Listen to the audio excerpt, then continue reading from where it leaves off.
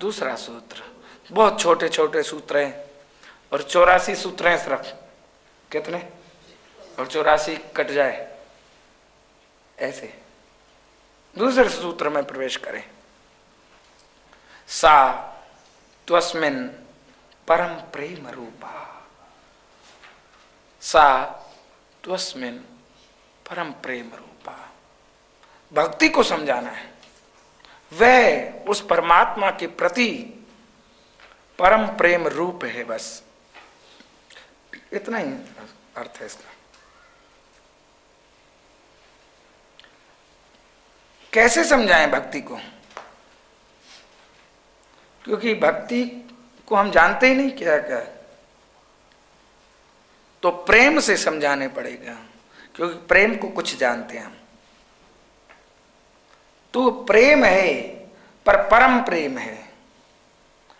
काम की भाषा में भक्ति को नहीं समझा सकते, बस एक ही कह सकते हैं जहां काम नहीं है, वो निषेध वाला समझाना हुआ। और प्रेम, जहां प्रेम है पर परम प्रेम है, एक शर्त लगा दी, परम प्रेम। परम प्रेम माने खालिस प्रेम, जिसमें काम का 1% भी नहीं है,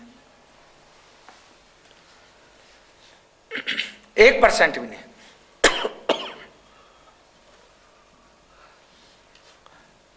चौबीस कैरेट सोना है, भक्ति के आभूषण बनाओ तो कुछ मिलाना पड़ेगा।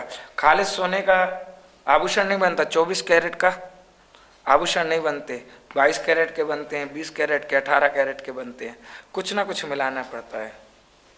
भक्ति के आभूषण बनाओगे ना तो प्रेम समझ में आएगा आपको। आभूषण है, समझो।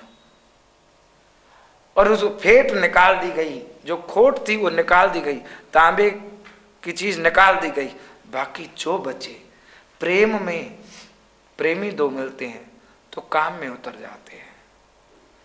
कामी कुछ प्रेम करते हैं, कामी का प्रेम भी दुर्गंध वाला,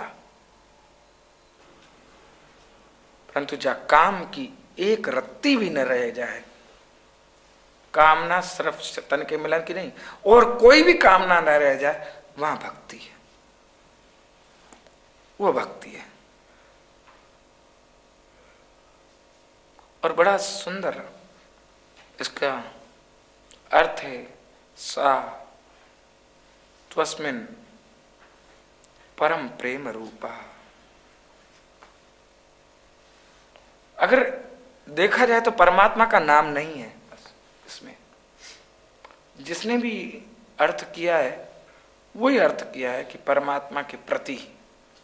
और परमात्मा का नाम आते ही हम किसी व्यक्ति बना लेते हैं, परमात्मा को उसके प्रति समझते हैं। यहां लिखा उसके प्रति, अस्मिन माने इसके, इसके प्रति क्या? सा तू अस्मिन, अस्मिन क्या है? इसमें, वर्तमान में, सामने जो, उसका कोई नाम नहीं दिया। और जिन्होंने प्रेम किया उन्होंने यही जाना, वहां कोई व्यक्ति नहीं, वहां तो प्रेम का सागर ही है। बस प्रेम ही रह जाता है, प्रेम करते करते प्रेम ही गुम हो जाता है, प्रेम ही नहीं रहता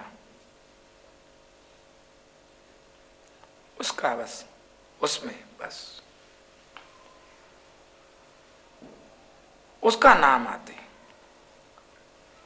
जब उसका नाम आता है ना, बस उसका, तो उसका नाम आते ही मन की वीणा की तारें तरंगित हो जाती हैं। भक्त कैसा, उसके प्रति बस याद करना। कोई आकार नहीं दे रहे, कोई रंग नहीं, कोई रूप नहीं, बड़ी गहरी बात समझना। उसका नाम आते ही मन की वीणा की तारें तरंगित हो जाती हैं, उसकी चर्चा होते ही हृदय की कली फूल में परिवर्तित हो जाती है।